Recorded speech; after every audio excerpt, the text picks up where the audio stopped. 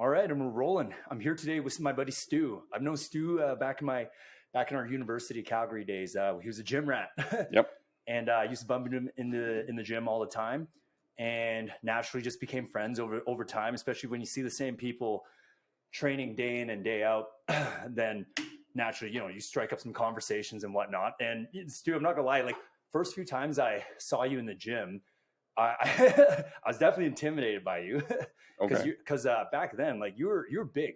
You're big, considering we were like 18, I think. Like 18, fresh 19. university. Yeah, you're definitely a big guy. Like you see, Stu's frame right here was always generally in this range, even from my memory banks, anyway. So yeah, no, like so. Were you always like a mesomorph? Would you say? Or? Yeah, it's always been super ezy for me to pack on muscle. Like I remember this whole journey for me started, about 24 years ago when I was 12.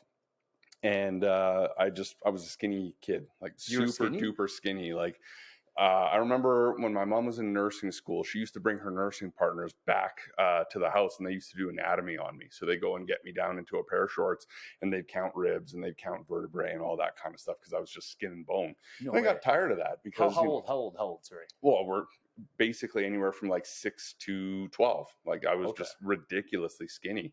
And I mean, you can't really check it right now, but I mean, I've actually got like a really small frame. Like if you look at like how small my wrists are, and if you were to go and check out my ankles, like I actually have a really small frame. So I got bullied a lot. I got pushed around by a lot of people. I've got an older sibling that he used to beat up on me. Granted, he's a little older than me by 4 years, but I just got tired of it. And so it all started doing push-ups in the basement, doing sit-ups in the basement, that kind of stuff. At 16, got a gym membership to the field house back in Regina, Saskatchewan, started pumping weight, and then all of a sudden, nobody started bullying. Nobody's pushing around. 16 was when you took up the training, but you said you were super skinny from 6 to 10? 10 or 12, yeah. 10, okay, but what was that initial puberty stage? Like, did you just naturally have that mesomorphic frame come in during puberty, or is that like trained into? I think that's trained in. I mean, like I feel like your body type is your body type, whether you're skin and bones or not. You're naturally going to be able to put on muscle or struggle with that.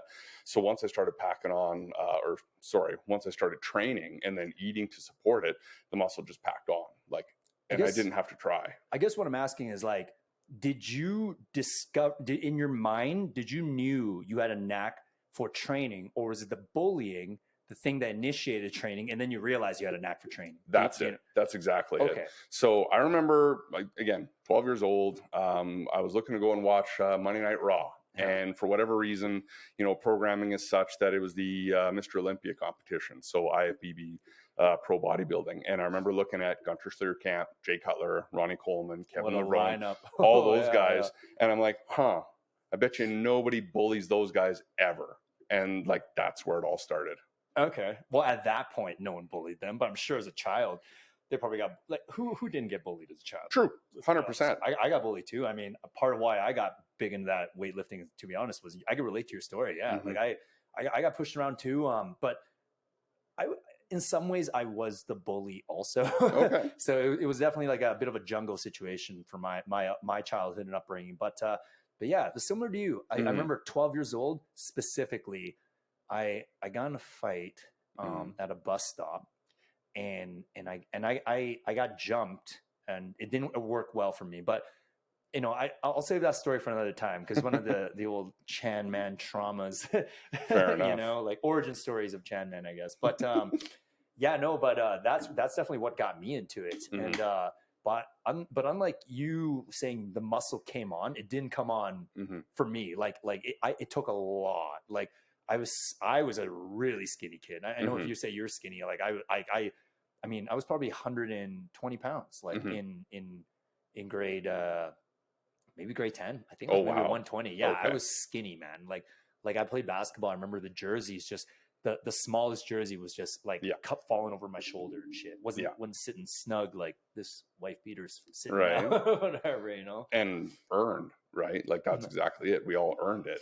Yeah. Okay, so continuing on your journey here. Oh, by the way, people, this is definitely a fitness heavy podcast. Very fitness heavy. Yeah, if you haven't detected on here. So enjoy the show. I'm sure there's gonna be a lot of tidbits of information that people will find useful too. Because I mean, everyone in this day and age, not everyone, a lot of people in this day and age now are absolutely struggling with their bodies, right? Mm-hmm. You know, especially as the people get more and more into these jobs where they're sitting for long periods of time. And I think there's a lot of studies out there now that the average male's testosterone is dipping too. Plummeting. Yeah. Like, and then oddly enough, the women's testosterone are rising. So it's almost like we are merging into some single gender or something less extreme on the spectrum. But sorry, I lost my train of thought here.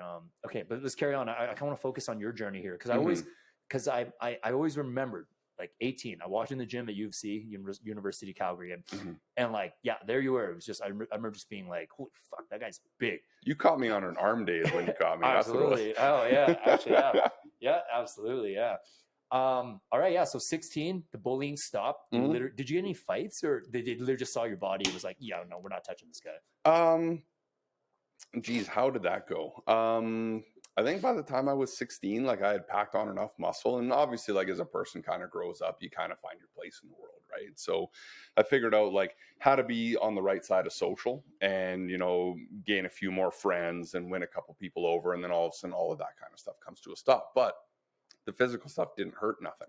So then by the time I was 17 and got into wrestling, and then really there was no semblance of fuck around and find out with Stu. That just didn't exist. So anybody wanted to go and take a crack at it, they got dumped on their head. And so I didn't have any problems. And then of course, by the time I'd moved out to Calgary again from Regina. Okay. So yeah, you're from Regina, by the way. Okay. So, right. Yeah. So by the time, moved from Regina and came out to Calgary, and then inevitably started out at the U of C, I mean, suddenly the doors were wide open. I mean, like full functioning squat racks and all the machines that you could ever want. And it was kid in a playground. Oh, That's what it was. It was amazing. Yeah. Fuck yeah. So you get into like heavy duty squats. I inevitably met another guy. His name is CJ Baker. He lives out of Edmonton, and he became my main training partner. At one point we were training with a powerlifting team. So we're doing like heavy deadlifts, heavy squat, like stuff that like now you would never do, because we would do like 6, 8, 10, 12 exercises to a set. You'd be in the gym for like 2.5 hours. And it's like, that stuff just breaks your body down. You don't want to be doing that. But at the time it was old school, and you just did all the things that nobody else wanted to do. Like I've always kind of had this idea that if you want to look like most people don't, you have to do the shit that most people can't. You just have to work at that all the time. And I think we were talking about a little earlier tonight, diligent effort, no quit. I'm not saying no days off, but putting in the work and putting in the effort to make sure that you're doing all the things that other people are too afraid to do, or the things that, people, they wimp out on. They're like, like tomorrow's another day. Like there is no tomorrow. There's only today. Man, yeah, your training mentality definitely is right up my alley there. To touch base though on that concept, I mean, you've obviously heard of Mike Metzer. Oh yeah. Yeah. Like, I mean, Mike Metzer, I think, was the first one to bring into perspective. Him and Dorian Yates, I believe, they really showed the what they call an HIT training. Like, what does HIT even stand for again? Well, the one that I'm familiar with is high intensity interval training. Okay, if that is the same one we're talking about, because Metzer was the first guy to say you don't have to be like Arnold and be 5 hours in the gym. He was saying it's actually really less. He's saying it's 40 minutes in the gym, 4 days a week. And you're sitting there thinking like, what? That's so little. But when you take a look at, I mean, look up Mike Metzer. He's he's passed away for a long time now. But so all the steroid stuff aside, like forget that for a second. We're talking about the actual training methods. He I guess stumbled upon this understanding that. And again, everyone's body types are different, but he basically said, like, if you hit like 4 or 5 good sets where you can only hit 6 or 8 reps, and then you go within that 4 or 5 set range, like nonstop, he's saying that level of intensity is going to be equivalent to a 5-hour marathon training session. Now, I've tried both. All right. And I mean, my physique's nothing compared to these pros, right? But overall, I'm happy with my look and I feel good. And but I did notice the HIT version. It's like, again, to people who don't, this sounds kind of bad, like check themselves out all the time or whatever. Like, like I'm doing it objectively, but I noticed that the HIT training develops a more bulky muscle is what I have noticed. But when you dial into the long-term training, like many hours, more reps, you get that more conditioned look. Yep. Where the muscle is like, it's less bulky. It's more like striated and stuff. It might not be as big though. Right. So depending on what part of your body requires what part kind of growth, I think the answer is somewhere in the middle. Like you don't have to go all HIT, you don't have to go all marathon training, but you have to find what works for you. But either way, to touch back on what you're saying, I do agree. Like the HIT is also something that most people aren't willing to do. Yep. Because when they really know what real HIT training is, like the few times I have done it, I was sitting there like that was fucking hard. Yeah, you're gassed. You are gassed. You're really sore.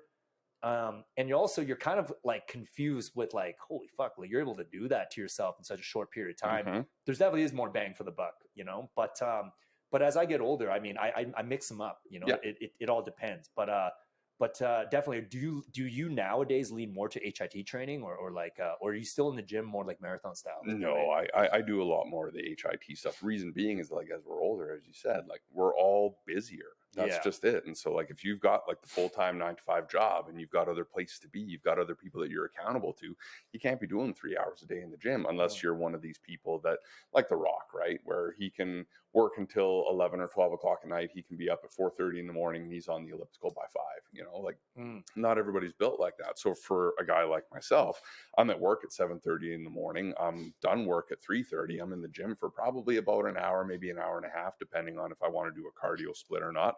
And then after that, it's what's cardio?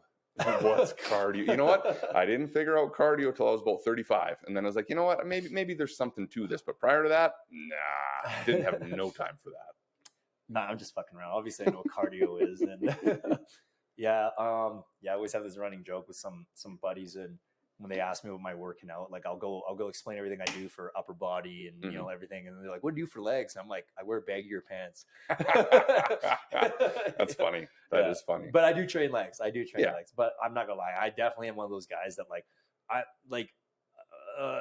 okay, before I get into that, like, what's your favorite muscle group to train? First of all, honestly, it's back. When I was younger, like when I was in university days, especially training with that powerlifting group, it was legs. Like I remember like I'd come back from a Christmas break and I'd meet up with my buddy CJ, and it's like first day back at school, and hey, let's go and do heavy leg day on a Monday, which I mean is a terrible idea if for your viewers out there that maybe you're starting training or haven't done a whole lot of it just yet. Like, oh, Stu, I am listening. I just got a booger going on in my nose. keep talking. I just gotta. Well, you're all weighted out so that we can splice that. Yeah, I'm not gonna edit that. Okay, fair enough. Stu and I did a couple sets before we started shooting this podcast. That's why I was breathing heavy before. But carry on, Stu. Yeah. So anyways, like we'd come in and we'd do like a hard leg day. Like we're talking like 7 sets of squats. We'd do like 5 sets of deadlifts. We'd do probably another 5 or 6 sets of leg press, and then hamstring curls, quad extensions, calves. You'd be in there for like, an hour and a half, an hour and 45 minutes, and no cardio, because again, what's cardio? Especially when I was 18, 19 years old. Had no time for that. But like, I remember that night, I'll never forget it. Like that was the only night where I had to take like 3 extra strength Tylenol to go to sleep. Oh shit. Like it wasn't even like 5 hours after the workout, and I was in so much pain. And it wasn't like knee pain or hip pain or back pain. It was just straight up muscle pain. Like I had never done anything like that to myself, and I needed those painkillers to go to sleep. Thankfully, the more you work out and the more you stick with it, the fewer days you have like that. But yeah, when you come back from 2-3 weeks off and then hit it super hard like that, bad news. Good luck wiping your ass. Like sitting, like squatting 100%. Down to even take a dump. 100%. Yeah.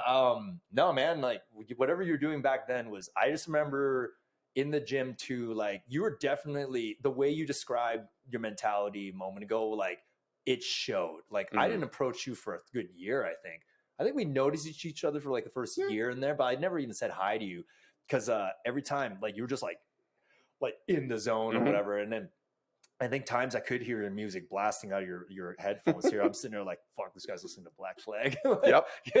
Oh yeah. So it's just like, but I remember, your physique back then was still looking good now, Brett. Still looking good now. Appreciate that. But definitely back then, I thought you competed when I first met you. I thought you competed.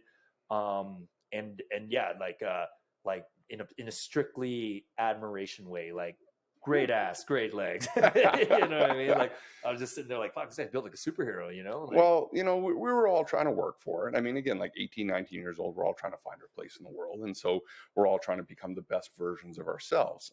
For me, like, again, that mesomorph body type, it was super easy for me to pack on muscle. So it didn't matter what I did. I could do bent over rows, I could do lat pull downs, whatever. My back just got bigger. Same thing with my shoulders, same thing with my legs, all that kind of stuff. Again, my buddy, he's a black fella, and he just had a real hard time building calves for whatever. Like quads, they were like cannons. He was huge, but like calves, couldn't do it. Meanwhile, for me, like I would walk up to the calf raises and I'd go and throw on like 300 pounds, and he's like, fuck you and your Eastern European legs just being able to do that. yeah. I just didn't have to try. Like, got lucky. But having said all of that, I mean, like, it was the same mentality of like very few days off, every day in the gym, pushing your hardest, all that kind of stuff. And part of me thinks that like it's a masculine thing, it's a male thing, but like you and I probably didn't connect. Well, I get what you're saying, but it's also 2023, so True. So it's not just a male thing. No, very true. But I mean, like back then, between you and me, at least, I think that a lot of young guys see each other in the gym, see each other pounding weights and whatnot, and it's like, I don't want to just approach this guy. That's just, you know, it's a little too hard in the paint. You know, like you kind of got to work up to it. Yeah. Well, I think what broke the ice for you and me was bumping into each other at the den. I'm pretty sure. Yeah. Because I was wasted, and I remember. This is a vague memory, but I remember it's like watching two fucking elk in the wild compare their horns. Like, I remember just being like, "What's up?" And you're like, "What's up?" And I was like, "I've seen you around." Yeah. Yeah. I'm like, "Yeah, you train hard today?" You're like, "Yeah." And then after that, it was just like, click. Bro shit. Yeah. And then next day, I was just like, "Oh fuck, is that the dude I said hi to at the bar?"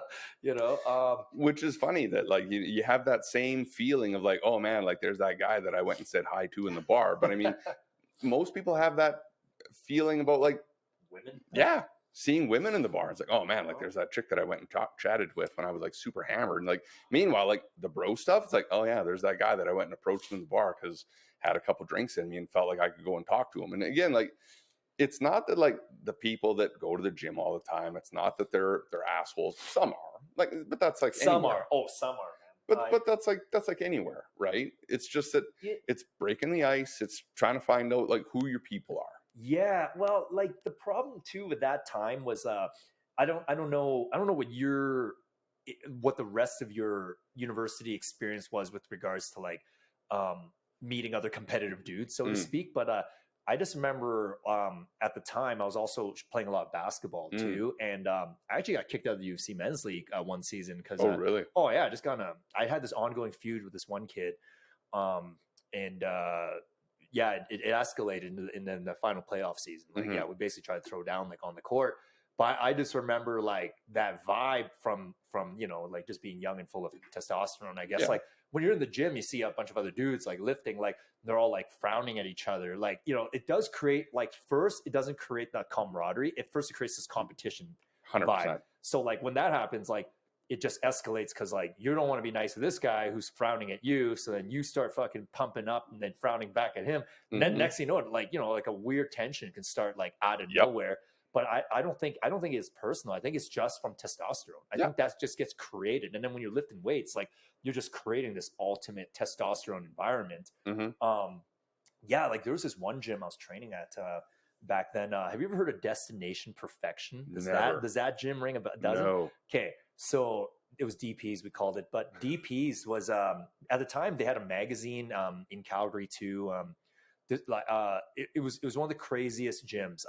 My buddy introduced me to it, and I'm just gonna be blunt. It was a steroid fucking jungle in there, and I remember like walking into that gym, and like the walls were just like barely kept up. The equipment was old and rusty, but they just had like heavy death metal playing. And when you go into like the locker room, like some guys just shooting into his ass right there, like, and then locker, like there's just photos of like naked women everywhere. And I was sitting there like, holy fuck, like, yeah, like, and I just remember that gym culture kind of like set the tone for the way I thought like this is the way it needs to be to whatever, to put on some serious muscle and take this thing serious, you know. But anyway, I don't know where I'm going with the DP story, because that gym had a really good period, but ultimately it collapsed infamously. I mean, I don't know if it's my place to talk about all that went down there, because for a bit there I was getting close with some of the people who ran it, but but the owner went crazy, just simply put. Fair enough. Fair enough. But I remember that gym culture was like, I was intimidated every time I went into that gym. Oh, like, sure. Everyone was nice, but not nice. I don't know how to explain it. Like it's like that jungle gym environment. It was like times 100. You know, I definitely didn't belong in there. I was well, first of all, I wasn't on gear or anything like that. But it was it was interesting, and I pictured Dorian Yates. He probably trained in an environment like that, you know, because he talks about that little dungeon gym he had in England. Yes, Stu, sorry, I was just like going down memory lane in my mind here. Well, like, just to key off on that, I mean, you think about like West Coast Barbell, right? Those powerlifting gyms, like that's Rest exactly in peace, what Louis Simmons. Rest in right? peace, Like that's exactly what that was, though. Those gyms were pits. I mean, like the equipment was rusted out, the benches were all torn up, but it wasn't about the aesthetics. It was about, what are you going to do? Like, what are you going to lift? And you know, it's just man's fight against gravity, being able to pick shit up off the ground and lift it, right? Let's talk about some career numbers on your end here. Okay. Biggest bench, biggest deadlift, biggest squat, and size and dimensions of your body size at the time. Oh, geez. Well, the size and dimension stuff, I'm probably going to be a little out to lunch. Don't have those in the old memory banks. I don't mean your fifth limb size. I mean, I just mean like height and weight. And weight. What? How tall were you? How much did you weigh? How old were you? Okay. What are the numbers here? I just want to know, from your vantage point, some of like your career natural numbers, because you know, like, because you're natural, you know, like, never touch gear or anything like that. Yeah. So I, especially after the story of the Liver King, I'm sure you probably heard about him. And I still like that guy. I don't care. Like, he was lying out of his teeth. Like, I knew he was lying, man. It's a personality thing. Like, just let a guy have a personality. But be that as it may, But too many people took it too literal. That was the problem. Like, they literally thought you can just, that's the way you'll look 40 plus, doing the 9 ancestral traits. It's like, nah. Like, I was like, come on, man. Anyone who's been alive long enough, like, you already know this. Anyway, carry on. Yeah. So for me, like, full on natural. I never had the cash or the wherewithal to get on gear or anything like that. So just hard days in the gym and trying to eat whatever I could. But anyways, so we're probably around 23, 24. Max squat probably would have been 365 for 3. 365. Hold on, I'm picturing this. Okay, so 3 plates with 3 plates on each end is 315, and then a 25 on either side. Yeah. Jesus. Well, but it really, though, like, when you look at like what a lot of guys are doing now, like, it's not that great, and like I'll kind of I'll never hit that. Like, well, maybe I could if that was the focus, but my frame wouldn't. Like, I could squat 315 for 1 rep even today. I think I did that the other day, but it takes everything out of me. Oh yeah, like, you're toast after that. And I gotta make sure I'm warm. Knees are warm, back is stretched, like lower, But anyway, carry on. So 365 for 3. And like, again, like you talk about frame, right? Like my frame, I've got like a very long body. I've got short little limbs, so you know, bending over to go and get your squat or get your deadlift in, I mean, like, there's a lot of extra bending forward, which is a lot of torque on that lower back. So like, I'm not built to squat. I'm not even really built to deadlift. I'm more built for like pushing and pulling. That's the kind of stuff that I'm decent at. So deadlift, this was actually a lot later in life. I was probably 33. Yeah, I think I was like 33. And again, like, okay, so to get the dimensions down, always forever 6 feet tall, and then between 205 and 225. That's where I would have been. That's your athletic weight, right? If you will. Okay. So when I was doing that heavy squat, I would have been about 210. That's where I would have been at for weight, and then again 6 feet tall still. Oh, man, 210 squatting, fucking 3. What was it again? 365. 365. Yeah, that's fucking good, man. It's decent. It was good. That's good. And then I don't deadlift. care what anyone says, that's fucking good. Okay, fair enough. Deadlift, albeit this is with a trap bar, so I mean, like a little bit of asterisk there. Okay, give me the trap bar, then give me a straight bar. I want to know both. Okay, so trap bar, best I ever did was I got 400 up for 5, so 5 consecutive reps, which is decent. Straight bar, 405 for 3. 405. Okay, so 405 again would be, is that 4 wheels? That's 4 on each plates. side? That's 4 plates on each side.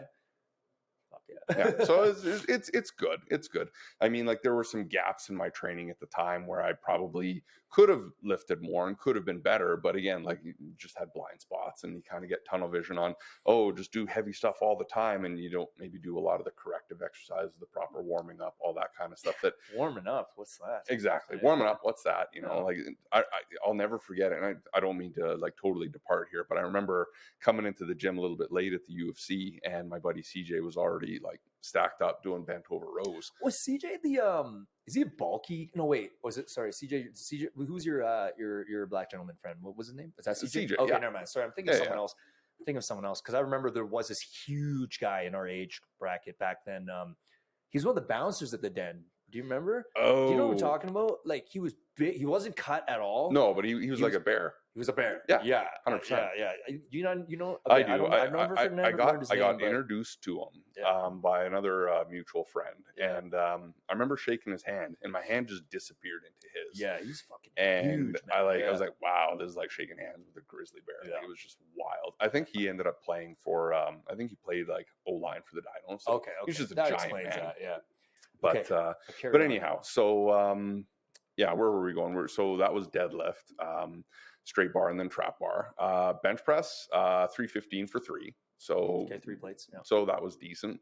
I think the best lift, albeit it's not one that people like to talk about because it's not a proper compound movement, but leg press has always been my favorite. Oh, fuck. Are you those guys that rack that whole thing up? Oh, fuck, yeah. So is it just the physics of the angle? Like, why are people able to leg press so much more than they actually squat? Well, I think the reason is like it largely takes your core out of it. So like you don't have like the weight on your shoulders or even, holding it in your hands. Like, so you don't really need to have like a ton of low lumbar strength or a ton of like core strength.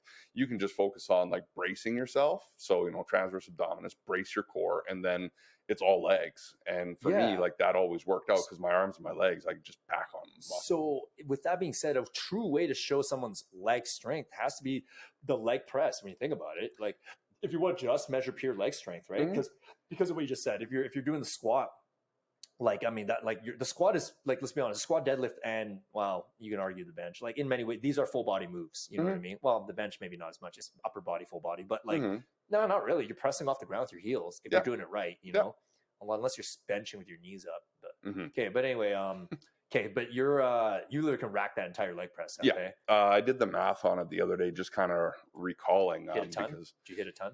Well, so the other day I went and did a leg workout, and I was at my parents' gym in like this little retirement place where they have like a proper leg press. It's all decent, but you're kind of limited to how many plates you can put on because they don't have as many plates in the place. I can't believe they have a plate setup situation in a retirement home. Right? Like, wow, this is years we live in now. It's not bad. But I got 8 plates aside, and I got that for 10, and so that was fine. For 10, you did 8 plates. Holy shit. And that's like, this is like old man strength, being able to still blast that up for 10 good solid reps. But at 24, 13 aside was the record. And I did that for 3. Holy, did you film that? No. Unfortunately, that was like a time before like proper smartphones and, good cameras. Like it would have been like grainy and pixelated as fuck. But still would have been worth it, man. Oh yeah. I do have a video, and I'll send it to you later. It was when I was in my EMS days. I did EMS dispatch for a while, and we had a gym in one of our older buildings. And so one of the gals, Heidi, and we would go and bust down on a night shift, and we'd go and pound weight. And I think it was like 3 a.m. on a night shift, and I just Heidi in shape, like she was learning. Okay, she was learning. It was one of those kind of things. I was like, holy fuck, you have a Heidi as your female training partner here? No, if only. But no, like she wanted to learn, and she was, more than happy to come down. And so we went and stacked up. I think I got 10 plates on either side at 3 a.m. That's still pretty fucking insane, man. Oh yeah, jeez, man. And that's you, right? Okay, that was you.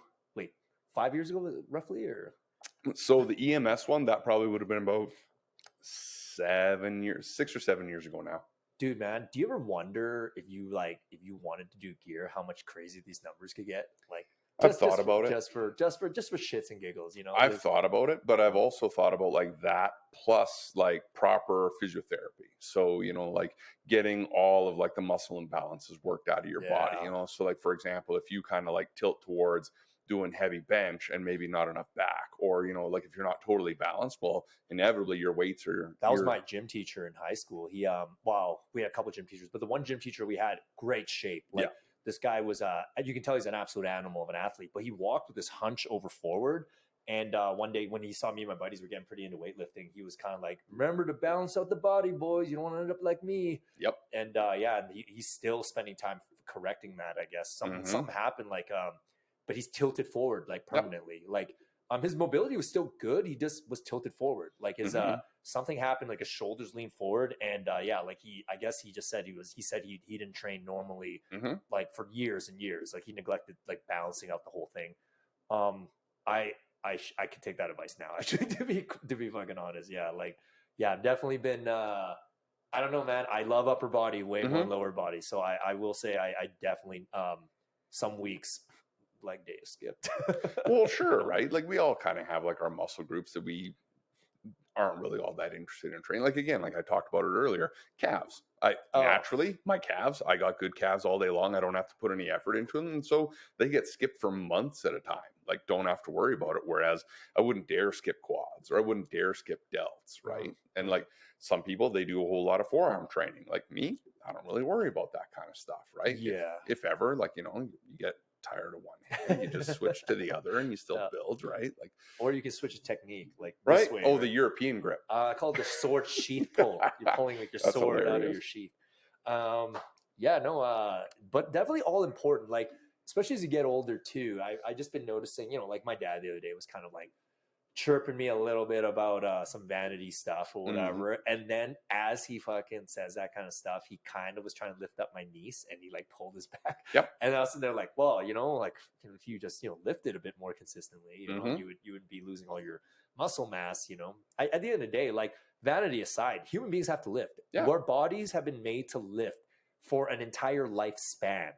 You know, like our hormones are integrated into that necessity, that movement. Like, even think about it, back in the day, like anyone needing to even get up to go join the people at the campfire, like you had to like walk to the campfire and like, you know, and then you had to bend down and like partake, and like so for anyone who's not lifting, I'm kind of like, your quality of life is going to dwindle more and more. Forget like looking good and stuff. Like, it's just like, you're gonna, like, a lot of people throw out their hips. Why are they throwing out their hips? Is because as they get older, they have no more muscle mass. They don't have glutes. They don't have quads. They don't have hamstrings. They don't have lower ab muscles. Like, so everything's loose. It's falling apart. You know, shoulders is the big one. Like, so many people I know now, the older they get, like they're like, oh, I hurt my shoulder again. I'm like, you're completely atrophied here, man. Like, so it's like you gotta just lift, you know. I like my little program I have right now is 7 hours a week minimum of lifting. Okay, so that means it's an hour a day. If you do the math, an hour a day, you should be in a gym lifting. Now within that full hour, are you lifting for a straight hour? No, but I would say you're lifting for at least 40 minutes. 20 minutes will be your breaks in between, but 40 minutes you should be lifting in all sorts of ways. Like, don't even think about it. Just go in, grab something, lift, exhaust yourself, listen to a podcast while you're doing it. Get a double whammy. You're learning something, you're doing this, and it's in and out, and that's something I will abide by. But I'm always into working up. I'm even more into it again. So like, I think I'm going to ramp up my numbers here again and see where this can go again here, just for my own. This is an interesting point. Interest. Like, and you're kind of speaking to it, you know, speaking about your dad. But I mean, you think about any time that you've ever moved. And by that, I mean, like, physically had to grab up all of your stuff and go and move to a different place, right? Like, guy your size, you can go and pick up a TV, you can go and pick up a cabinet, you can go and pick up a box, and it's no big deal. Think about how many people out there never go to the gym, never engage in physical activity. They don't have physical jobs, so it's not like they're active throughout the day. They're doing kind of what we're doing right now, which is sitting. And for those of you playing the home game, they're a mess. They're a mess. And like, the studies are coming out now that, like, a lot of you probably heard this, like, sitting is the new smoking. You know, it's the thing that kills people early because our bodies are designed to move. So you think about those folks that never put in any time doing physical activity or lifting things. How do you get by in life? Like, wife goes and tells you, hey, move that couch. It's like, fuck, I need to call the neighbor. I can't do it on my own. Yeah, it sucks. And also, these people, I notice like, they're not as good mentally half the time. No. Like, working out is like, a lot of it's mental. When I say mental, I mean like it's for my mental well-being. Like, endorphins fire off, blood flow is better. I literally think better. I feel better. It literally ramps everything up. And it's just a must. And like, I think there's been enough studies now. Sorry, I can't pull these up for you people, but from what a doctor I recently listened to not recently, I heard this on a Joe Rogan podcast, but he has great guests. But the doctor basically was explaining that weightlifting resistance training specifically is an all-cause mortality booster. He said it literally helps all your organs, helps your body filter out waste. It's like lifting is the key, like, I mean, and then also there's this other, I saw this on TikTok recently. Yeah, I know TikTok, that that app that the Chinese people are spying us on, us on. But the guy was explaining he's like, if you want to lose weight, lower your calories. Okay. But if you want to lose fat, he said, build muscle. Yeah. Because muscle makes your body require more nutrients throughout the day. So you're burning calories and filtering out good nutrients into your body, even when you're not training. So, and what causes muscle building? Lifting, right? Yeah. And then for all the women out there who don't want to look too masculine, don't worry. Like, unless you're on gear, you're not going to. Like, you trying your hardest, you're not even going to shape into like me or Stu right now. Like, it's like, so that alone is what will cause the fat to go away.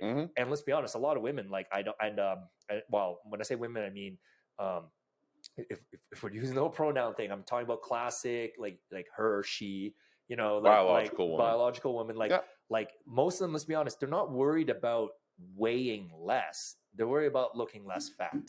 You know what I mean? So like, again, my thing is like, go lift, and you'll see the changes, and I don't know. It's a joy in my life. It's also a constant in life. Like, I mean, Stu, I haven't talked to you in years, but life is fucking hard, and like, but the gym is the one thing that I've always been able to like consistently go to, and I'm blessed to be able to go to it, because there's a lot of people that don't even have that ability. Like, they're injured or it's too late, or like they're missing limbs. But even those guys are, there's been great stories, like that one Marine, Navy SEAL, I think his name's Travis Mills, I think, just still getting after it. He got his arms and legs blown off. You know what I mean? Somehow still training. I mean, I'm still not getting how all that comes together, but he's got it figured out. He's got it figured out. Your body is meant to be, your heart specifically is meant to be pushing blood out to everywhere. That's what his job is. You take that job away from it, it slowly, gets itself in a worse and worse predicament. And then, but then there's outliers too, which are very odd. Like, apparently Donald Trump doesn't work out at all. You know what I mean? And he's not healthy at all. Apparently he just drinks Diet Cokes. But, but people always talk about like how old Joe Biden is. Like, people don't realize Trump's pretty old too. He's kind of up there, but like, so he's an anomaly that I'm not quite sure of what's going on there, because by all accounts, most people who have a lousy diet and this and that, by then they should have some kind of diabetes or something. Like, so I don't know. So there are outliers, but I wouldn't compare yourself to any outliers. You're general people. You should all lift, It's like, I tell all my friends there that struggle with any fat loss or whatever. I'm just like, go lift, man. It's fun. Yeah. You know what I mean? Like, just go play in the gym. Just go into the gym and tell yourself, I'm going to do 20 sets of something, whatever it is. You can grab a 10-pound weight, do this 12 times. That's one set.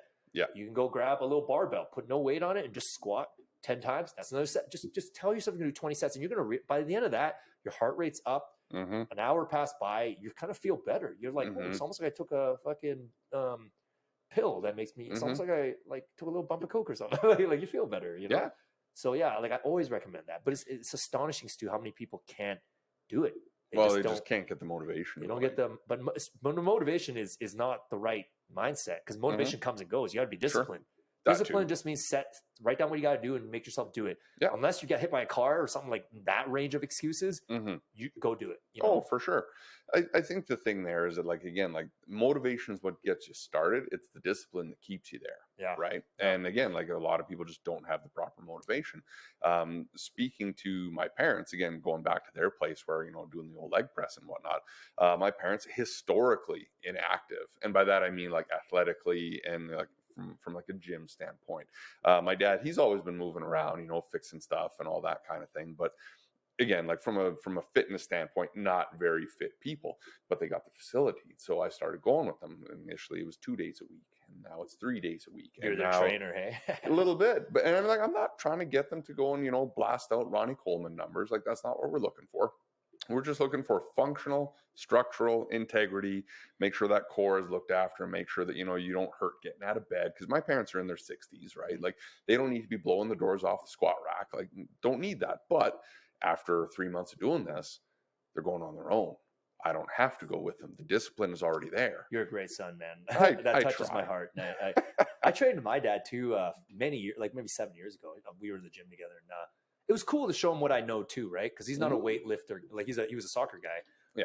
But he was, it was good. We bonded a little bit. It was good for him to see, like, because I keep forgetting that.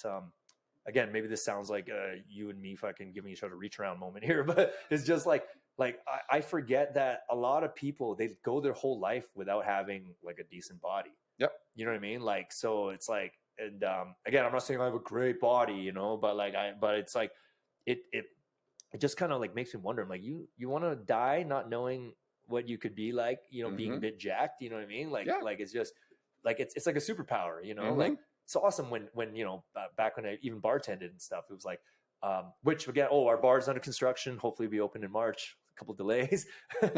but I remember it's an honor when someone tells you, hey, I can't move that keg. And you're like, hold my beer. Yeah. And like, I'll grab it. Yeah. Then you're grabbing kegs and like, it's just, it's an honor. It's an honor to be useful, and it's beautiful. And for women too, man, like just lift, lifting's awesome. Or they're big into squatting and stuff, which you get the Chan Man seal of approval there. Like get after it. Get after it, Yeah. That's awesome that you got your parents on that. Are they sticking with it, by the way? Well, I mean, I'm supposed to be there tonight, but I told them like, no, I got places to be, and they're off on their own, and they're going and they're doing stuff. They got programs for each day of the week, so they know what they're doing. I don't have to go and coach them too much unless they got questions. But tonight they're on their own. They're doing their own thing. I get to hook up with them again on Wednesday, and that'll be that. So nice. Yeah. You're just downplaying how in shape how not in shape your parents are. Just watch. I see them. They actually look like Sylvester Stallone. No, they're like, holy shit. No. And that's the wonderful thing, is that like my parents, they look like anybody else's parents that are, in that early to late 60s range, right? Like they look like average people, but over a period of like 3 months, all of a sudden, even my dad, right? Like he's packing on muscle. And like to anybody out there that tells you like, after 40, you can't pack on muscle. It's like, that's bullshit. It's not true. You got to change your program and you got to change your diet in order to support that. And of course you have to put in the work, but you can build muscle at 60. Yeah. It's not a ton, but it's there. Your endocrine system needs to be like completely shot for you not to be able to build anything. Like everyone, the fact if you're breathing and moving your arm around, it means you have some testosterone left. You know what I mean? Like what if you have like zero testosterone? We're talking about like zero. I mean, then you would, from what I understand, you wouldn't be able to like move really. It'd just be. It would be much more difficult. Well, the tissue would be gone, from what I understand. Like you would be like a baby almost. Yeah, like everything just atrophies, right? Right, yeah. And that's the thing, like the human body, like it's amazing how much like the human body will endure, but at the same time, like you go and take one little hormone out and all of a sudden like your ability to move and function is totally shot. I think, yeah. It's that's why I find it weird when I mean, like I love James Cameron. I love his movies, but like, I mean, again, I might be speaking out of turn here without doing enough research, but there was some quote, but again, even when he had this quote, I'm like, was he joking? And I heard in a podcast and I'll say he wasn't joking, but he's like anti-testosterone now. He's hit some kind of like extreme left-wing thinking where he really thinks like, I've come to realize testosterone is the key evil of all men. Like that is what's making us do anything evil, seeking any power, having an ego, having anything. And I was sitting there thinking like, well, okay, what's the opposite? Become a sludge? Like just, we all become these little fucking starfishes and like super frail and also like, oh, I have no more desire because I don't have testosterone. Like, I'm like, no, dude, if I think the opposite, I think we need to ramp up the testosterone again, but just harness it. It's like a power, like anything, Well, I think the mistake that he's making there, and I know the quote that you're talking about. Yeah, you shed some light on that if you know more about that. Well, it was shortly after he did like a spot for the second Avatar movie, and he kind of made the comment that testosterone is a main problem that we need to eradicate. And basically, like the short walk to the point is that men are the problem.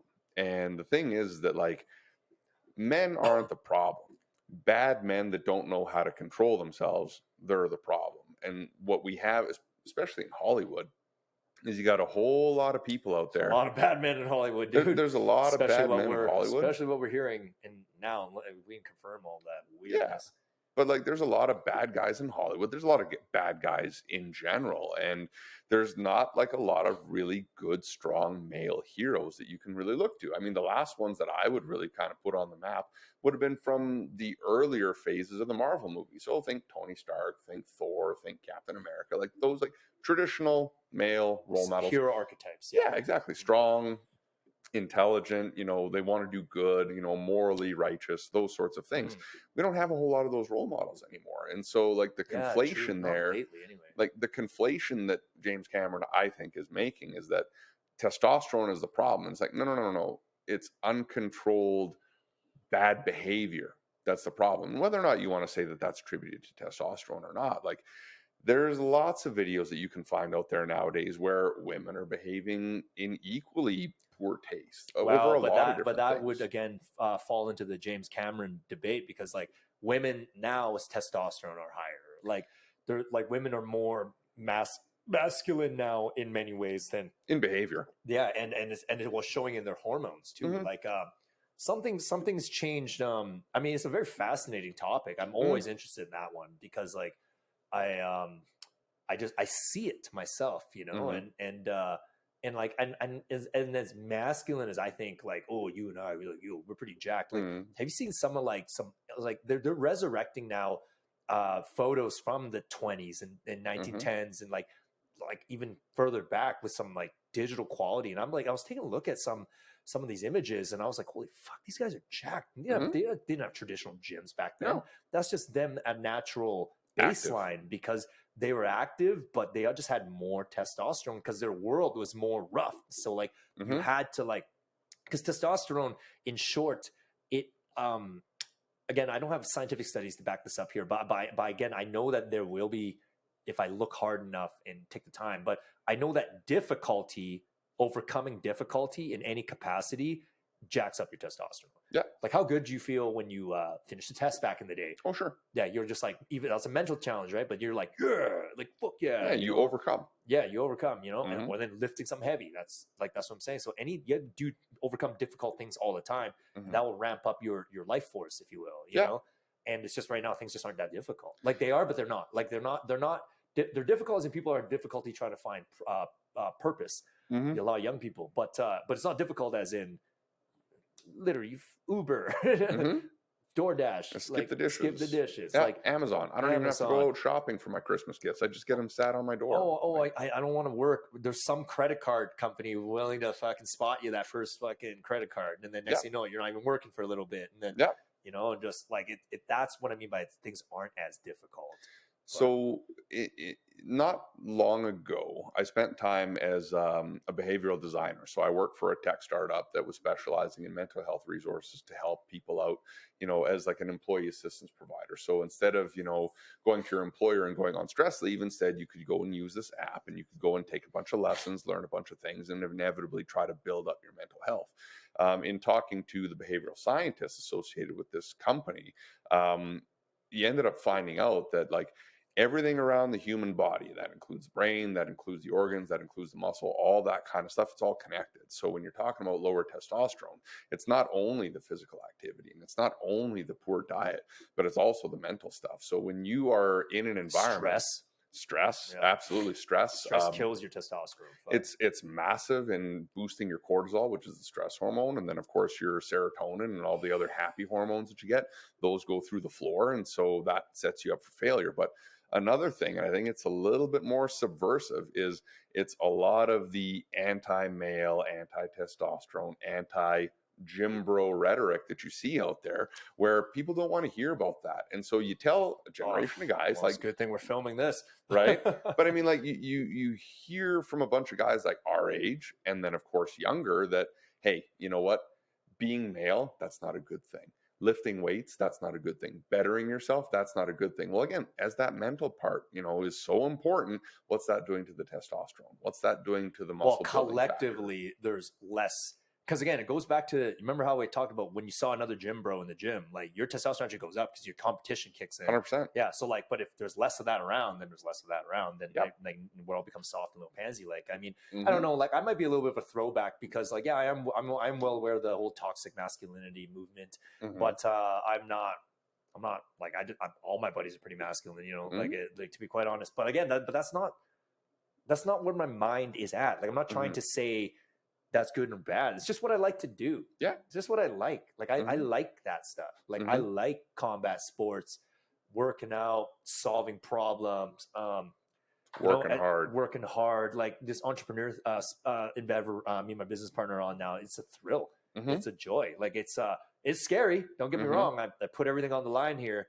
But I'm confident, like we solved every other problem coming up so far. So we'll continue to solve the other ones coming through. For sure. Like I've never felt more alive, and all that boosts my testosterone, and it makes me want to go pound my fiance, and like, so I'm like, how is this bad?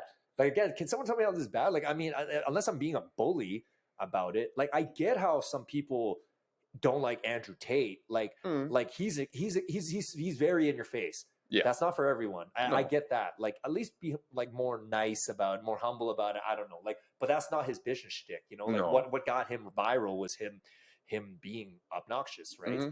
But then on the weird flip side, like, I always loved like Conor McGregor. That guy is like machismo as fuck. You know what I mean? Like, so I don't know, man. Like, I'm still discovering what my stance on these matters.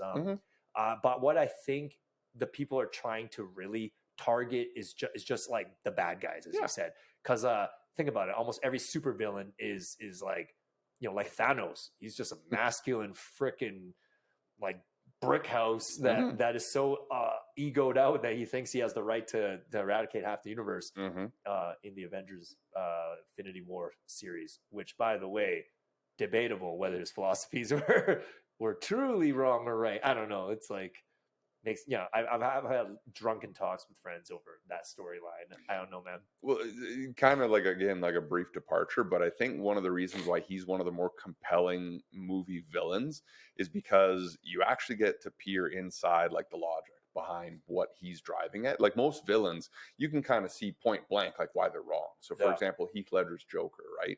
Like, you can go and look at what he's doing on his face. By the way.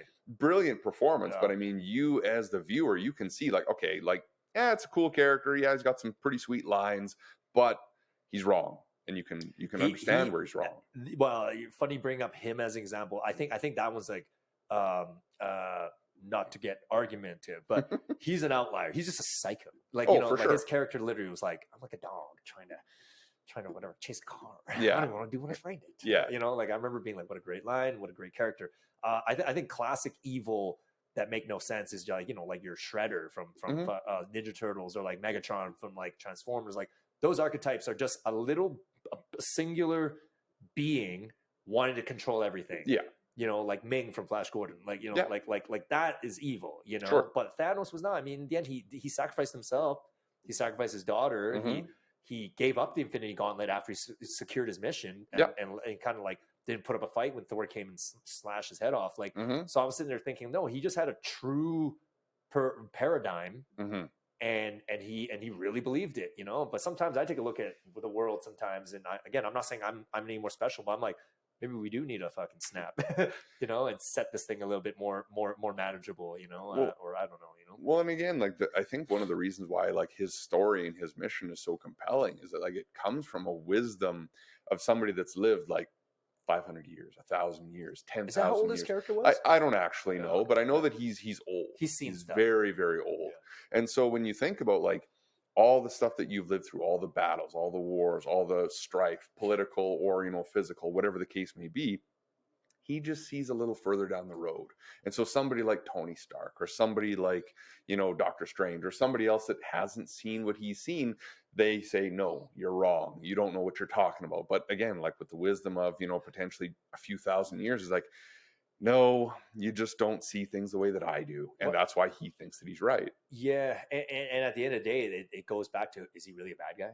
You know And what I that's mean? exactly it. Like, because you're right. He's just seeing things the way he sees them. Like, it's no different than Tony Stark and all the other guys. Like, they just, well, maybe not Tony Stark, but like Batman, for instance, his character has a code. Like good, bad, who knows? The bottom line is he doesn't kill. Yeah. You know what I mean? Like like whatever we do, we have to find a way to generate life. So he believes in procreation and to sustain life and find a way so that everyone can eat, you know, like, so that's his altruistic supervision. I don't know, like, because, you know, like the whole, man, we're segueing into like morality and philosophy talk, but I don't know, man. Like, I mean, you and I are in our 30s now, and it's just like, it's just, I've been stumbled upon so many conundrums now where I'm like, was that right? Was that wrong? Like, or that one is definitely like up to the person to decide. And, you know, I mean, and yeah, and we're definitely in a point now in the world where, and I'm sure this happened again in history, but we're going through it again now, where it's just, things are so gray. No one knows like what's right, what's wrong. And it's, you know, it's gone a bit crazy, you know? Well, I think an issue there is that, like, we are kind of moving away from like objective morality, where we can point to something specific and say, yes, definitively, this is right or this is wrong. We're moving away from a lot of that. Just like a brief story of what I mean by this. You probably experienced this when you were growing up, that like if you maybe had a temper tantrum in the grocery store or wherever you were with your parents, you maybe got told like, stop crying or I'm going to give you something to cry about, you know, or like whatever well, this is allegedly, yeah, no, I'm from a different era. Like, like Asian parents, they spank their kids. Like, and like Ukrainian parents, same world, man. And I don't like, in this day and age now, that would be child abuse. But like back then, that was just normal. You know what I mean? Yeah, no, I was a pretty good kid, but it's because my dad made sure there's no temper tantrums, because he you know, kept you in check physically. Exactly. But grandpa did that to him, and then his grandpa did that to him, and, you know, and I mean, yeah, I've talked to my dad about that, where I'm kind of like, you know, like in hindsight, I'm like, was that correct? And, you know, allegedly, if this ever happened, but anyway, but he was just like, look, do you think it was bad? Like, be honest. And I was like, no, I actually don't, because like now when I see some kids throw tantrums these days, I'm like, holy, like, it's like, this is, I don't know. I'm not saying hit your kids, but I'm saying, like, I know what got through to me, like, was registering, like that is not, okay. Yeah. I'm not saying like you should be disciplined within reason, you know, but I think the better solution would have been just to put me in earlier combat sports, you know, and like channel the energy, or just like, just know what it's like to get physically fucking jarred, right? But but you don't want brain damage. But I mean, you know what? I don't know why I said that, because I was in karate by the time I was 5, and like, so I was doing that. Anyway, I don't know. I'm not saying I'm perfect, but I had a really good childhood, and me and my dad have a great relationship. And but it's a fine line. But I do think right now things are getting out of control. There's a lot of temper tantrum thrown around by kids. It's getting kind of crazy. Like, I'm kind of like looking around like, this is it's a little bit much. We're getting a bit soft here, man. Like, well, you know. So this is the other part of the story. So my mom, she's in a grocery store, and she sees this 4-year-old, and this 4-year-old is just writhing on the ground, screaming, crying, you know, just wiggle worm kind of thing. And so no one's around this kid, you know, at least, you know, where's his parents? Well, that's exactly the question, right? So 6 or 8 feet outside of this kid, you know, in a little circle, you can't find the parents. And so my mom, you know, being, you know, a mom, walks up to this little girl and goes and says, like, hey, like, are you okay? Like, are your parents there? And the little girl instantly stops crying because, oh, there's a stranger talking to me. Like, that's unfamiliar. Scared. Yeah, exactly. 2 seconds later, the dad pops up and says, like, excuse me, what are you doing? And my mom says, oh, well, you know, she was sitting there crying and there was nobody around her. And the dad said she was expressing her emotions. She needs the space to be able to do that. And this is like a new school style of parenting where it's like, okay, if kids have emotional outbursts at the expense of disrupting everyone around you. Like, so this is the thing. And this is what I find particularly fascinating about this parenting strategy, is that it's like, okay, so you need to be able to go and express your emotions, whatever that is, rightly or wrongly. So yell as loud as you like, wrestle around, whatever, maybe break things, who knows, whatever's in your environment. But where's the cutting off point? Because at some point you're going to be in school, you're going to be at work, you're going to be around peers, all those other kind of people, and you can't just emotionally have an outburst. Could you imagine you're like in the middle of like a hardcore business meeting. Oh, Someone's flipping just tables, like, right? like, you know. Yeah, but here's that's the, just Jim. He needs to express his emotions. right. But here's the interesting thing about that is that when you go and look at like mainstream pop culture, you go and look at shows like The Real Housewives of whatever fucking county, right? There's always some kind of episode where the girls all go out for dinner and they all get drunk, and then somebody's throwing wine glasses at each other because they get pissed off and they're screaming and there's crying. I never actually watched that show, but is that what goes on in that? There's a lot of Oh it, my right? God. And you don't even have to watch that show. You can watch like stuff like Too Hot to Handle, or you can watch, you know, Survivor. You can watch some of these other shows where people have these crazy outbursts, and that's what gets the views. That's what gets the content. I know what's on your Netflix algorithm, right? Yeah, maybe saying the quiet part out loud here, but that's the thing, is that like that kind of stuff gets the views. I don't know if you would remember when Star Wars, what was it? I think it was The Force Awakens. When it came out, there was this video that went viral. It was this nerd, total nerd, glasses, you know, a little on the pudgy side, and he's watching the trailer for it to get like that instant reactions that people can see that. And this grown-ass man, he's happy, he's enjoying it, but he cries. And people can be overwhelmed with emotion. You can cry. There's nothing wrong with a man crying. However, that gets you views. It's that emotional outburst that gets you views. So he wasn't acting; he was actually crying. No, he was actually crying. And so, like, if you can have something, acting maybe 10%, maybe a little bit, right? But at the end of the day, like, if you can have that total over-the-top reaction where you get super pissed off, or you get really upset, you cry, you yell, you scream. Think about all the world star hip hop stuff, right? Where people get upset at something and then they just throw down. That stuff gets views. That stuff gets clicks. And so it is becoming a part of the culture where disingenuous behavior, but also that emotional outburst, like not keeping control of your shit. And that is problematic because you can't have a whole generation of people going in the workplace and throwing tantrums. Like, you can't have it. I think that's what's happening now. That's why like society is, we're definitely fluttering. It's like, if it's like a meter, you know, like those lifeline meters in the hospital was like, deet, deet, deet. Like, it's like, if that's a normal thing, like society's hitting that, like that's what I'm noticing right now. I'm like, this isn't, something's not right here. You know what I mean? Like, it's definitely alarming. I'm not quite sure what to make of it. I mean, all I can do is do my best and be accommodating and as best as I can. I notice everywhere I go, it's like people have such differing opinions on this stuff, and it's harder to find out, am I being not adapting with the times, or like, I don't know, like, I do my best, you know, but one thing I know I can't compromise is like, is what I love and what I like, you know, and like what I do love and like is some stoicism, man. Like I love it when I see like a Jocko Willink, like, you know, like when I like, that inspires the shit out of me. Like, like this dude is just so like on the ball with every decision and move, and you can see it. I'm just like, yes, you know, like The Rock, like how he's become this walking inspiration thing. Like, so I'm gonna follow that, and you can do whatever you guys got to do.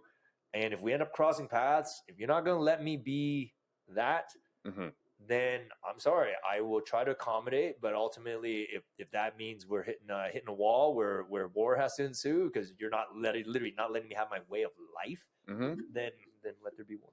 You know, and you know, and I don't know. But to comment on losing your emotions, I still lose my emotions when I watch certain like fights. I mean, you and I watched the Conor McGregor Jose Aldo fight. I remember that was a crazy one. I think, that I remember. Yeah, it was the last time Stu and I actually saw each other in person. Was that fight? But fuck, I lost my mind when Conor McGregor knocked him out. Like just like the way he did. Like, and it was I lost all emotions. I think you remember I had an Irish flag at the time. You did. My cousin in Ireland was over, so he gave me the Irish flag. So and I think I draped it over my buddy who was with us, the Brazilian guy. Yeah. Oh man, I'm surprised he didn't like smack me in the mouth. Well, I think he kind of saw it for what it was, but he wasn't happy though. He was like, "What the fuck?" Yeah. I remember the next day at work, he was just like, "Don't do that. Don't drape a flag." Well, and that's the thing. Like, Brazilians, they're super proud. They're super proud. Yeah, he was pissed. He was pretty choked because of just McGregor just talked so much shit leading into that. And I mean, but again, like I was entertained. I see what he was doing. I know it was a mind game, But you're right. At the same time, like, fuck, if it wasn't because I like McGregor, I wouldn't. I'm definitely a hypocrite when it comes to that kind of stuff. Like, if it's done to me, I don't want that. No, of but course not. but man, when you see someone pulling it off, you're kind of like, this is like another form of warfare, and he's just tapping into that. But then it backfires, like that time with Khabib. Like, holy fuck, did that backfire? You know, like Khabib just didn't work at all. So the McGregor looked very foolish. Yeah. Well, and like this is the interesting thing about MMA, and like I'm kind of surprised at like the journey that we've had on this podcast, like all the different topics. We covered a lot of ground, but like looking into the MMA stuff, like it is crazy how there's this army of guys coming out of Dagestan that are just running roughshod over everybody. Like the GSP days are gone. Even by and large, like the Brazilian era days are gone. Did you watch the last pay-per-view on Saturday? I didn't watch it, but I kept up with the highlights. Fuck, man. That was I know you're pumping up the Dagestanis, but props to fucking Alex Volkanovski. What? Yeah. Like last time I saw him fight live was when he fought Brian Ortega too, and holy shit, that guy shows what's possible. Yep. Man. He's so much smaller than Makhachev, and you just saw he just trained his ass off. When I say train, he studied every angle of being on the ground, having a bigger guy on top of you. He stayed calm. At one point, he was mocking him. Like Makhachev had his back, and he was just like, "I heard you're strong, mate. You don't feel strong." And he's like smacking him in the face. Yeah. And then I don't know. But anyway, dude, that was one hell of a fight. Man. Oh, like, for sure. I was so fired up after. I was just sitting there like, I just wanted to go to the gym right away. And I just wanted to get him to go to work. And it was just showing me what was possible, because like on paper, he should have got mauled, you know? Yeah. But anyway, sorry. I kind of lost my train of thought. Well, no, but I mean, like, that's the thing is that like Volkanovski, he's been in that pound for pound discussion, like best fighter, you know, in the game today. And fighting a bigger guy, like there's a lot of challenges that poses. But again, like you look at Khabib, you look at Makhachev, you look at like a lot of these guys. Hamza Chimaev, I know he's from Chechnya, but that region just has like a lot of athletes that have found fighting now, and like they found us a real way to make money. Like they're just motivated to better their way of life. I think as more than make money, you'll see.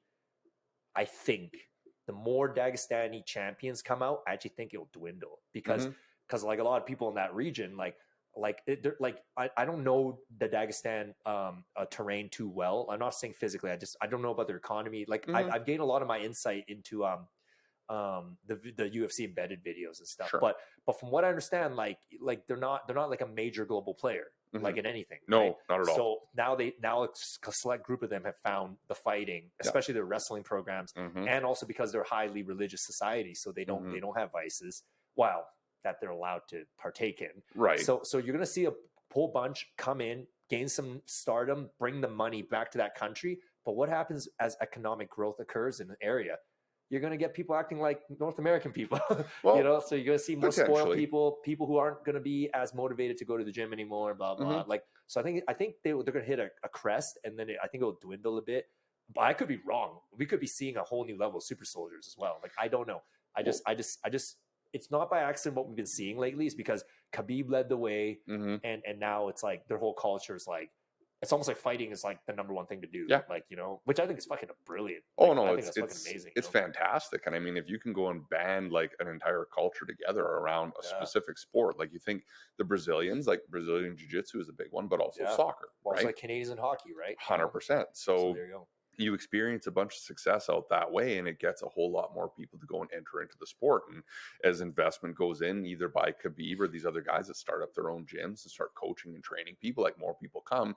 And because they are a religious society, there's a lot of discipline associated with religion, especially if you're doing the Ramadan, you're doing the fasting, you're doing you know, regularly going to the mosque. Like there's discipline already baked into that culture. And so if you're going to go and apply that to sport, well, I mean, the sky's the limit. Granted, I mean, are you going to come up with, you know, generational talents like Khabib every 5 years? Probably not, but you're going to have a steady stream of talent that are going to be world beaters, that are going to go and do really good stuff. For a period, I believe. But I think, well, it's just like, why do the Americans have the best basketball program for forever, right? And then the world caught up. I think everywhere just catches up over time, but they're hitting that sweet spot. I think they found something they can all be good at. But specifically is their wrestling, you know, like wrestling and sambo. Like they're all just so wrestling sambo heavy. And ultimately, like that is the cheat code martial art. Like, you don't take as much damage on the head. Yep. Your body gets mangled and your joints get mangled, but like they come out cognitively better because you're not sitting there taking strikes and blows and but I don't know. Who knows? Things change all the time. I mean, it was like a couple months ago that we had all three top champions in the welterweights, middleweight, and heavyweight were all like, it was Africa. Africa. It was like a Kamaru Usman. Well, he's American African, but Izzy's New Zealand, but African, and then Francis. Yeah. Like, what damn shame Francis couldn't come to agreement.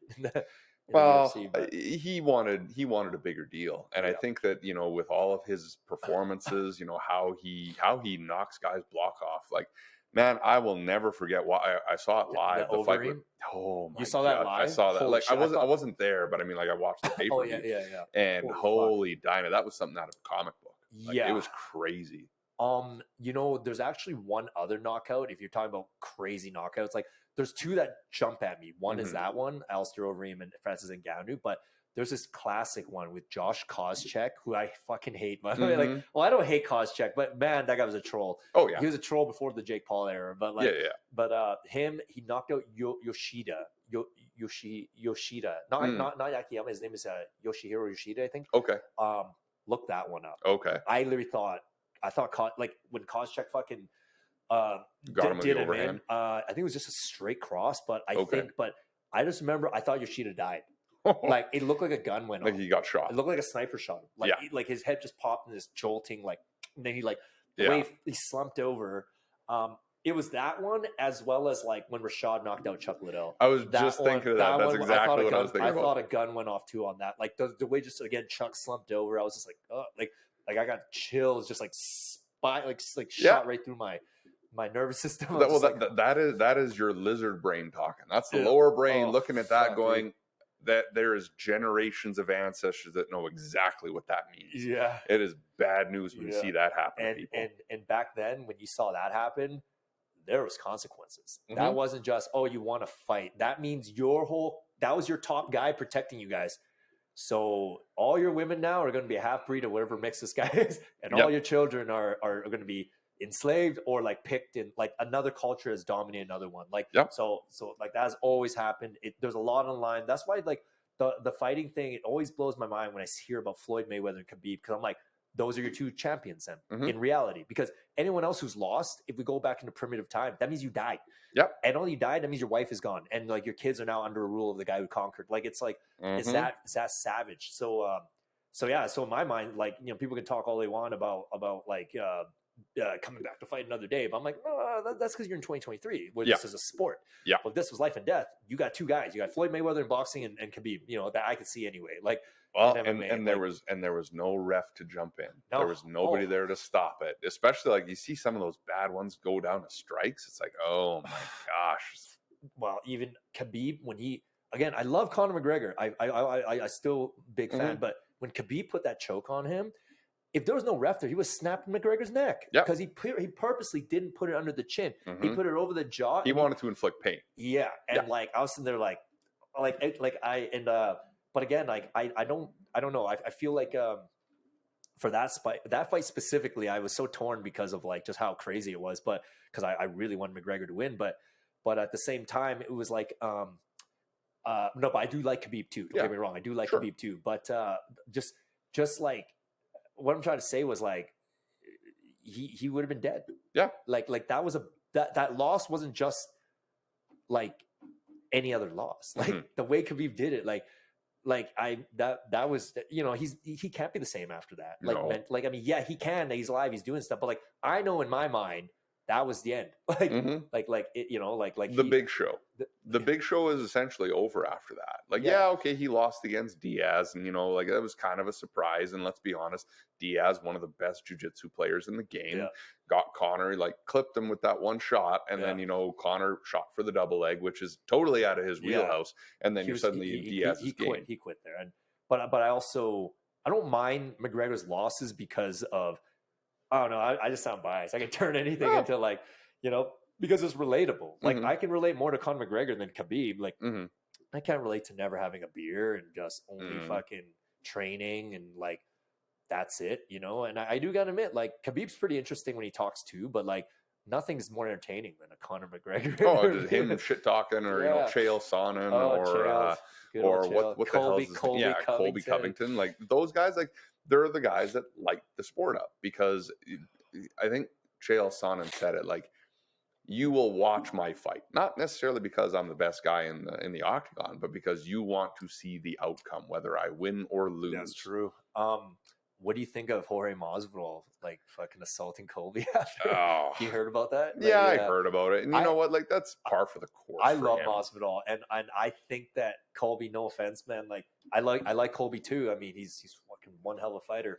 A lot of respect for Colby Covington. But man, like, Masvidal is a street guy. Yeah. You knew that. So like, Yeah. I mean, like the way you talk shit about his family and everything, like, you know, and he still does, man. He's still saying, like, I'm like, I kind of was like, you should, like, some people you can say that to, but you should have known that wasn't over in the octagon, especially the way he fought him too in the octagon. I mean, yeah, like, again, I respect Colby, but like, Colby didn't finish him like Khabib finished McGregor. Like, that was still left up in the open. Like, because Masvidal looked tired, but that's his whole thing. Masvidal, if you look at all of his losses, he's never quit. That's why his nickname is Game Bread. Yeah. That means he fights to the death. You know, but the problem with Masvidal again is, like, he definitely has two sides to him that's noticeable. Like, anyone who watches that fight notice he has two sides. He has the Masvidal offensive side, then he has his Game Bread side.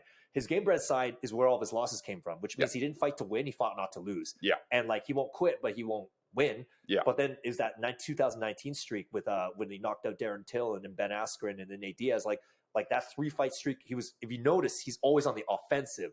You know what I mean? But then by the time he fought Colby, he went back to the Game Bread thing, and I was kind of like, okay, great, moral win. He didn't finish you, but like, you didn't do any of the shit that led you to the 2019. That's why I don't understand why Masvidal.